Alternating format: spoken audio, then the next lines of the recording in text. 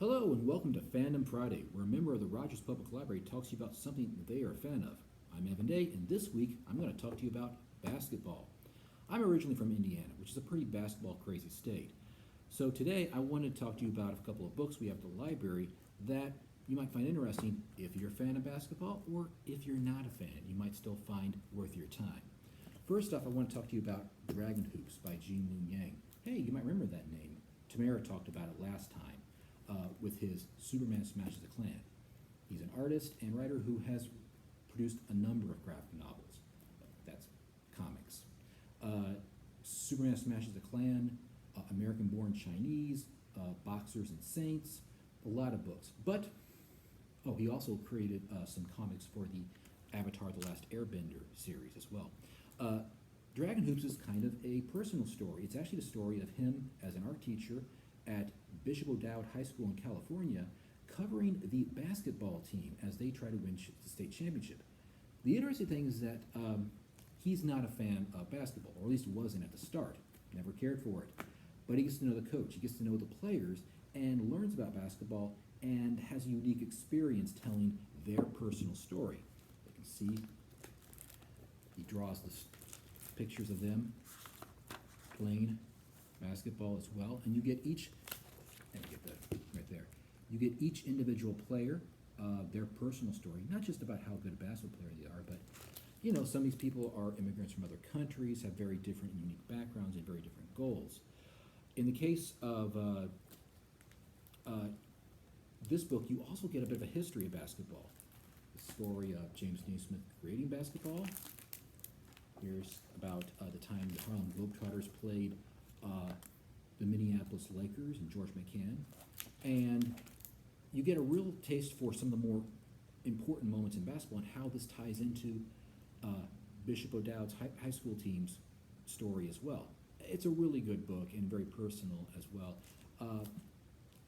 If you don't like graphic novels, or if you don't really care for basketball, I'd still encourage you to give it a try. It's kind of unique like that.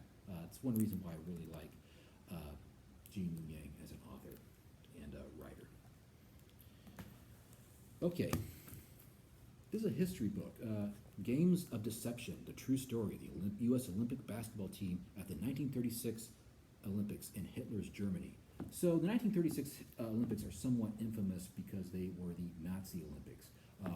Nazi Germany came in, hosted the Olympics there, and kind of used them as a propaganda tool to promote Hitler's Germany.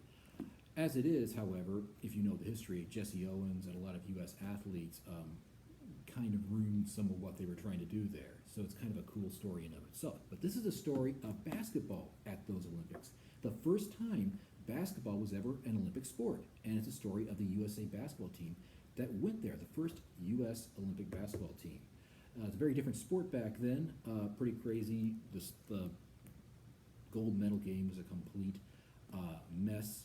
But it's interesting, it shows you how early this was and how young a sport basketball was. Its creator, James Naismith, who created basketball for his students at a YMCA, actually presented the gold, silver, and bronze medal winners with their medals after the tournament. Probably tells you something about a sport where you can actually receive a medal from the person who created it. It goes into the detail of what went into playing at these Olympics, the controversy, all the propaganda that played into it, but it also gives you a taste of what basketball was like in its early days. So it's a nice little piece of history as well as just a story about basketball and a team trying to win a gold medal. So again, Games of Deception by Andrew Moranis. There's a lot of books we could talk about, but I'm going to talk about one more. Addicts. It's about Oscar Robertson and the basketball team that awakened a city by Philip Hughes. Now, as you said, I'm originally from Indiana, and the high school basketball tournament in Indiana is huge, massive, and it was certainly massive in the 1950s. In fact, that was displayed in the movie Hoosiers from the 1980s, starring Gene Hackman, which very loosely told the story of Milan, a very tiny school in Indiana out in the cornfields that won the state championship. Well, about a year or two after that, Crispus Addicts won the state championship, and they were the first team from the city of Indianapolis in the basketball crazy state of Indiana to actually win. What was also significant, they were the first all-black team to win a state tournament in a desegregated basketball tournament at the high school level. So significant. It's also significant because their star player was Oscar Robertson, who was a basketball Hall of Famer.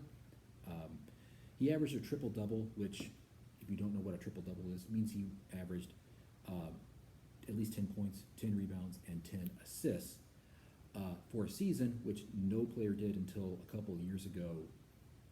Russell Westbrook did. So a little bit of sports trivia for you there. But it tells their story. They were an all-black high school because at that time many schools were segregated in Indiana, and it's a great story about them winning basketball, but also about the situation in the 1950s. For instance, they didn't get to have a parade around the city at that time because, well, people were prejudiced, unfortunately.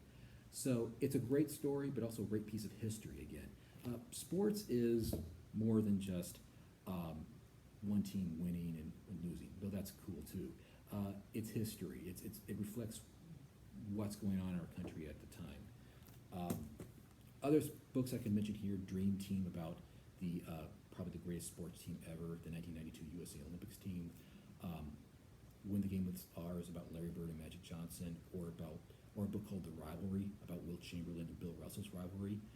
So many different books I could point to here, but this will do for now. Anyway, thanks for watching. Hope you found something interesting. Join us next time on Fandom Friday.